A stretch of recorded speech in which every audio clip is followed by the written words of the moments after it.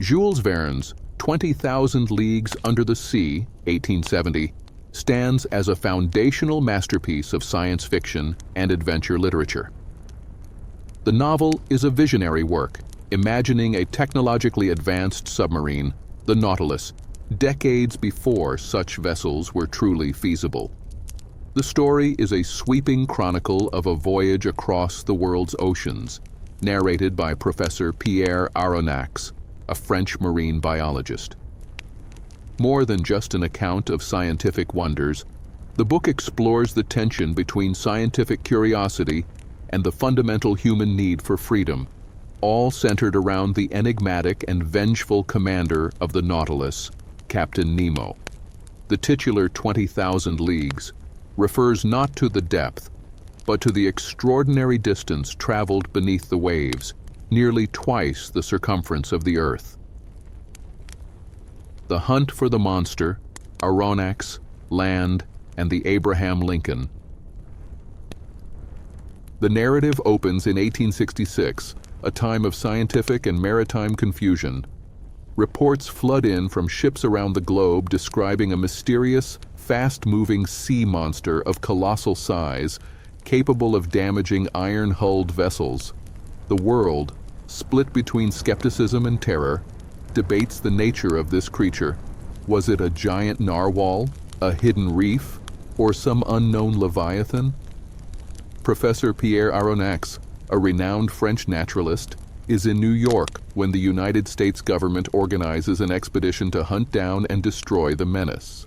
Aronnax, though originally arguing the creature is an unusually large narwhal, enthusiastically accepts an invitation to join the mission.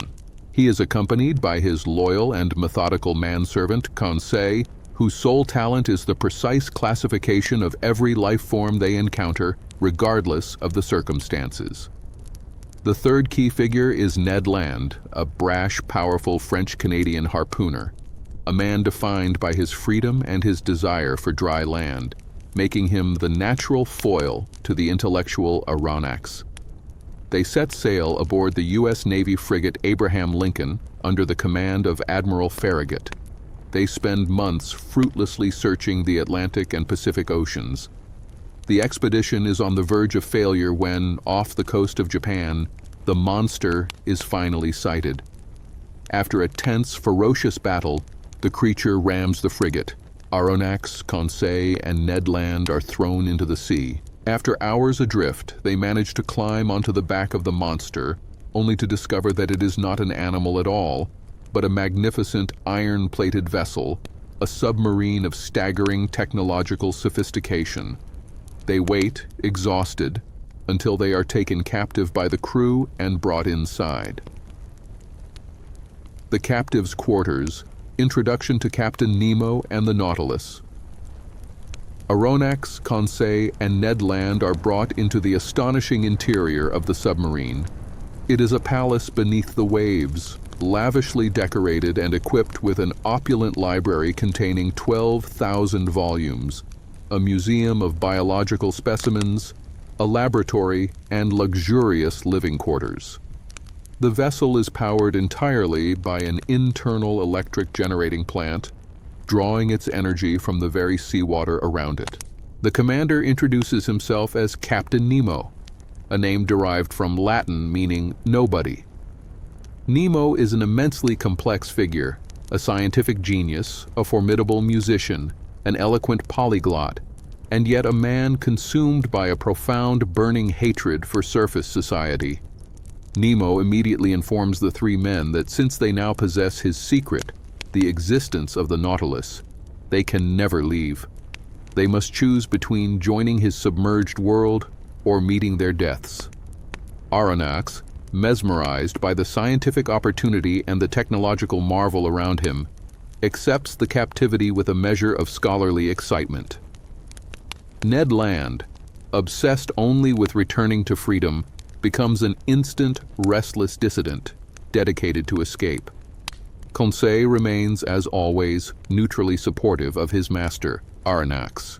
Nemo grants Aronnax and Conseil the freedom to explore the Nautilus and study the ocean, but Ned Land is kept under a tighter watch. Aronnax is astounded by the vessel's capabilities. A speed of 50 miles per hour, the ability to dive to crushing depths, and immense self-sufficiency, capable of harvesting all its food and oxygen from the sea. The voyage begins, taking them far from the conventional routes of man.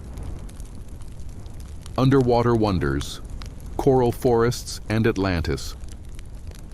The central section of the novel is dominated by a catalog of scientific exploration, which thrills Aronnax and frustrates Ned Land.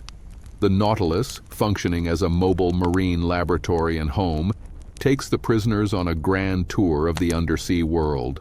One of the most famous descriptions details their first use of the diving suits, primitive versions of scuba gear. Nemo, Aronnax, and Conseil walk along the ocean floor, viewing life in situ, a revolutionary concept at the time. They marvel at the submarine forests of the Crespo Island, navigating through towering kelp and giant sea flowers, hunting with electric guns. Their journey is a constant stream of new discoveries, sunken treasure. Nemo guides the Nautilus to the wreckages of the Battle of Vigo Bay, 1702, where he quietly collects immense amounts of Spanish gold, which he secretly uses to fund anti-imperialist causes on the surface world, a minor detail that hints at his political past. The Lost Continent. They explore the magnificent, heartbreaking ruins of the sunken city of Atlantis, a ghostly marble metropolis lost beneath the waves, providing Aronnax with one of his greatest scientific revelations: the Arabian Tunnel. Nemo reveals his mastery of geography by taking the Nautilus through a secret subterranean passage linking the Red Sea to the Mediterranean. Throughout these scientific expeditions, the conflict between the men remains. Aronnax wants to document and explore. Ned Land wants to find a spot of dry land, hunt real meat, and make a break for it. The only time Ned Land's skill is appreciated is when he heroically harpoons a shark that is threatening Captain Nemo during a pearl diving expedition. Trapped in the ice, the South Pole, and the struggle for air. The Nautilus continues its relentless southward trajectory, heading toward the most extreme and unexplored point on the planet, the South Pole. Aronnax is thrilled by the scientific goal, but Ned Land is horrified by the danger and isolation. The submarine travels beneath the massive frozen ice cap. After navigating beneath the treacherous icebergs, they surface at the geographical South Pole, confirming it is a landmass. Nemo, in an act of sovereign defiance, plants a black flag on the spot, claiming the pole for himself as the first human to touch the land. The celebration of discovery is short-lived. As the Nautilus attempts to leave the pole, a massive iceberg collapses, trapping the submarine in a dense, inescapable cage of solid ice. The crisis is immediate and existential. The crew has only a finite amount of air before they suffocate. Nemo, with detached calmness, organizes the desperate labor. The crew works ceaselessly to cut through the multi-yard thick ice. The temperature drops, the work is exhausting, and the men are slowly poisoned by the dwindling oxygen supply. Aronnax and his companions share their last remaining air, illustrating their deep bond and the universal human response to shared peril. In a brilliant display of scientific ingenuity, Nemo manages to free the vessel. Using boiling water pumped through the hull and a powerful thrust from the engine, the Nautilus finally breaks through the ice, rushing back into open water and a life-saving supply of oxygen. This ordeal solidifies the immense power and self-reliance of Nemo, but also the inherent, terrifying constraints of his underwater life. The giant squid and the archangel of hatred. As the Nautilus travels toward the Caribbean, the atmosphere aboard the vessel grows darker. Captain Nemo, frequently retreating into profound melancholy and often found weeping over a portrait of his deceased wife and children, becomes increasingly withdrawn. His original goal of pure scientific exploration is giving way to a more terrible personal quest: revenge. The tension culminates in one of the novel's most famous action sequences, the attack of the giant squid, or devilfish. The Nautilus encounters a monstrous swarm of these creatures in the Atlantic. The cephalopods seize the submarine with their suckers, and the crew is forced to go outside and fight them hand to tentacle with axes. During the savage fight, one of the squids grabs a crew member. Despite Ned Land's heroic efforts to chop the tentacle, the man is dragged away to his death. This raw, violent encounter solidifies the deep camaraderie between Nemo's crew and the prisoners, but the death marks a severe blow to Nemo's detachment. The true, horrifying nature of Nemo's hatred is revealed shortly thereafter.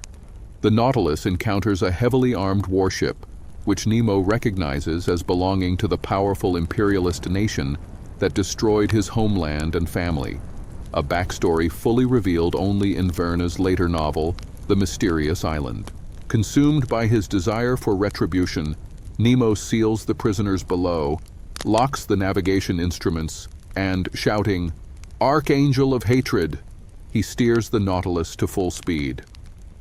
Aronnax can only hear the crushing, splintering sound of metal as Nemo uses the submarine as a battering ram, sinking the warship and all its crew. Aronnax is horrified, recognizing that the genius he admired is now a mass murderer, guided by an insane thirst for vengeance. The Maelstrom and the return to land. Following the sinking of the warship, the Nautilus descends into chaos. Nemo becomes utterly lost in grief and madness, neglecting his command. The vessel wanders aimlessly and without observation, symbolizing the loss of the captain's scientific and moral compass. Aronnax, horrified by Nemo's act of murder, now fully aligns with Ned Land's desperate need for escape.